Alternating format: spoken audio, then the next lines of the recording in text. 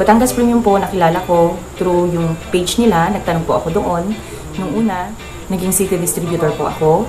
Nung nakita ko pong maganda ang kanilang programa, tinanggap ko po ang pagiging provincial distributor hanggang sa naging regional distributor na po ako.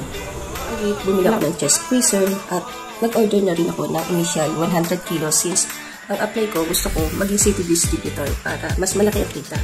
3 days, 4 days, naubos ko si 100 kilos. And after that, order ulit ako, deliver ulit sila.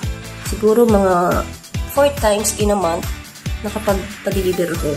And I'm so happy and thankful na nakilala ko ang Batangas Premium.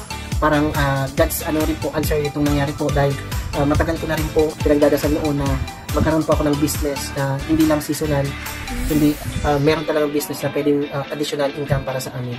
So tuloy po, the next day, answered prayer rin po dahil kinonfirm sa akin ng Batangas Premium, available po yung distribution ng Albay at nakuha ko ito noong December 26.